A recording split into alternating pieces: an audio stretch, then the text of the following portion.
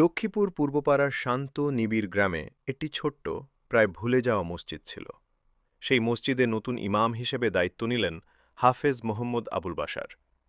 তিনি প্রথম দিনই লক্ষ্য করলেন মসজিদে নিয়মিত নামাজি খুবই কম, জামাতে মাত্র কয়েকজন উপস্থিত থাকে। তিনি মনে মনে স্থির করলেন এই গ্রামে আবার নামাজের চেতনা ফিরিয়ে আনবেন। পরের দিন ভোরেই তিনি দাওয়াতের কাজ শুরু করলেন। বাড়ি বাড়ি গিয়ে কড়া নেড়ে তিনি বলতেন, ভাই, আল্লাহর ঘরকে আবার জীবন্ত করি, আসুন নামাজে জামাতে অংশ নেই। অনেকেই হাসি মুখে কথা শুনল, প্রতিশ্রুতি দিল, কিন্তু সবাই এতটা সদয় ছিল না। গ্রামের কিছু লোক বিরূপ প্রতিক্রিয়া দেখাল। কেউ বলল, এই নতুন ইমাম এত দাওয়াত দিচ্ছে কেন? আবার কেউ ব্যঙ্গ করে বলল, নিজে কি প্রতিদিন 5 ওয়াক্ত পড়ে নাকি? অসহযোগিতা ও কটু কথা সত্ত্বেও হাফেজ আবুল বাশার ধৈর্য হারালেন না। তিনি জানতেন দাওয়াতের পথ সবসময় সহজ হয় না। তিনি রোদে পোড়ায়, বৃষ্টিতে ভিজে প্রতিদিন হাঁটতে হাঁটতে সবার কাছে পৌঁছালেন।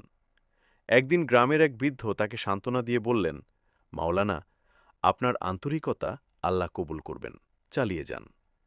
এই বাক্য তাকে নতুন শক্তি দিল। ধীরে ধীরে গ্রামের মানুষের মন পরিবর্তন হতে লাগল। যারা আগে বিরক্ত হতো তারাও ইমামের মমতা আর পরিশ্রম দেখে নরম হয়ে গেল। শিশুরা, যুবকরা, বৃদ্ধরা অনেকেই একে একে মসজিদের দিকে আসা শুরু করল। একদিন মাগরিবের জামাতের সময় আজানের পর ইমাম সাহেব মসজিদে তাকিয়ে দেখলেন খালি আসন নেই, সারি সারি মানুষ দাঁড়িয়ে আছে। এতদিন যেটি ছিল নীরব, আজ সেই মসজিদ ভরে গেছে তাকবীরের ধ্বনিতে।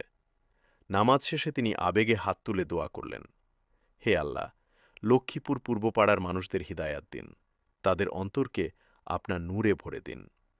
গ্রামবাসীরা বলল, মাওলানা, আপনার জন্যই আমরা বদলে গেছি, আপনি না থাকলে মসজিদ এতটা ভরে উঠত না। সেদিন থেকে আবার প্রাণ ফিরে পেল লক্ষ্মীপুর পূর্বপাড়ার মসজিদ। প্রতিদিন আজানের ধ্বনি প্রতিধ্বনিত হয় আর সবাই নিয়মিত নামাজ আদায় করে। মোহাম্মদ